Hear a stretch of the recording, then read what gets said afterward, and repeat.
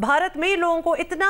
Extremist बना दिया, इतना इश्तियाल उनके अंदर ले आए कि आपने भी वो कर दिया जो आप प्रॉमिस कर रहे थे कि आप करेंगे, कि आप पाकिस्तान को अटैक करेंगे। लेकिन अभी भी सच बात यह है कि आपके पास जीरो एविडेंस है और पाकिस्तान पर महाज खोलने के बाद आप दुनिया और सयाहों से कहते फिर रहे हैं कि अगर आपको इस वाक़े से मुताल्लिक किसी का पता है या किसी शख्स की या किसी बात की मालूमात है तो प्लीज हमसे शेयर कीजिए। इससे पहले आपने अपने हमसाया मुल्क जो कि एक न्यूक्लियर पावर है उसके साथ जंग का आगाज कर दिया without an iota of evidence, जबकि वो खुले दिल के साथ ना सिर्फ इस वाक़े पर आपसे ताज़ियत कर चुका है बल्कि कह चुका है कि इसकी इन्वेस्टिगेशन कर लेते हैं ताकि ये मामलात आगे भी जब हों, ताकि ये मामलात अगर आगे भी जब हों तब भी दोनों मुल्क इस तरह जंग के दहाने पर ना आए और विदाउट रियलाइजिंग कि जो अपना मकबूजा कश्मीर का हाल है, जो वहां पर कश्मीरी मुसलमानों की एक इंडिजिनस एफर्ट है, जो उनकी जद्दोजहद आज़ादी है, उस पर जितने आर्टिकल 370 खत्म कर दिए जाएं वो खत्म नहीं हो सकती। वरना अब्दुल्ला बात यह है कि बड़ी जल्दी फिर दुनिया को ये नजर आ, एटलीस्ट हमें तो यही नजर आ रहा है कि आप बस कोई जवाब कुछ चाहते थे कि किसी तरीके से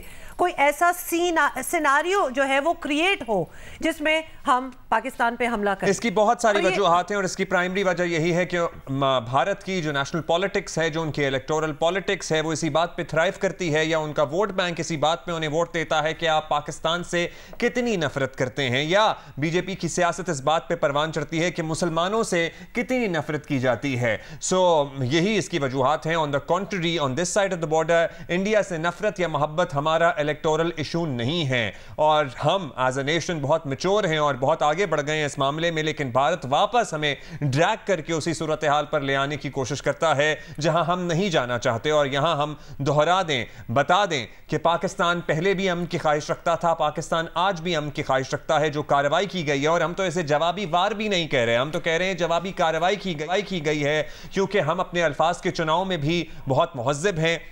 और हम जंगों को सेलिब्रेट नहीं करते हैं। जंग होती है और जंगों का नुकसान ही हुआ करता है। और इसमें हम ये भी कहना चाहेंगे कि this is another level of deception, और ये ना सिर्फ दुनिया के साथ डिसेप्शन की गई है जहां आप कहते हैं, यू क्लेम कि आपके यहाँ अटैक हुआ पहलगाम में और आपने कोई एविडेंस दिया और उस जीरो एविडेंस के बेसिस पे आपने इतनी ज़्यादा एस्केलेट की टेंशन और उसके बाद अटैक किया। लेकिन ये डिसेप्शन आपने अपने लोगों के साथ भी की है। आप उनको ऐसी पटरी पे चढ़ा दिया आपने कि इतनी वॉर मॉन्गरिंग कर दी कि उन्होंने भी ये मान लिया कि जी अब आर या पार और अब तो हमें ये करना ही पड़ेगा, which is another level of deception. आपने उनको भी मुतमईन नहीं किया, उनको भी सेटिस्फाई नहीं कर पाए कि आप ये क्यों कर रहे हैं। और अब ये आपके सामने चीज़ आ रही है डेफिनेटली, और जो सवाल जवाब हो रहे हैं मुख्तलिफ इंटरनेशनल मीडिया जब हमसे ये सवाल करता है, ऑब्वियसली जो हमने जो रिटेलिएशन की उसमें भी इतना रिस्पॉन्सिबली पाकिस्तान ने अपना रोल जो अदा किया है, जो कि इस वक्त अगेन जिसकी कोई एग्जांपल इस वक्त आपको दुनिया में नज़र नहीं आएगी। केयरफुली उन्होंने टारगेट्स जो है पाकिस्तान ने चुने जहाँ सिविलियन कैजुअलिटी का कोई सवाल ना उठे या फिर मिनिमम हो, जो कि क्लियरली इंडिया के अटैक में ये नजर नहीं आया था। So code of ethics, I think we do that so much better. In fact, we realize it. Absolutely. और भारत के बहुत सारे क्लेम्स हैं। रात को उन्होंने हमारी बेसिस पर हमला किया जिससे कुछ जुज़वी नुकसान भी हुआ, लेकिन खबर यह है कि रावलपिंडी में नूर खान एयरबेस के अतराफ जिंदगी बिल्कुल मामूल के मुताबिक चल रही है। रावलपिंडी की सूरत हाल आपको पता है, हम जानेंगे कुछ देर में। हामिद मीर साहब ने वहाँ सूरत हाल का जायजा जाकर खुद लिया है, लेकिन एट द सेम टाइम भारतीय हमलों की जवाबी कार्रवाई पर पाकिस्तानी अवाम अफवाज पाकिस्तान को खिराज तहसीन पेश कर रहे हैं।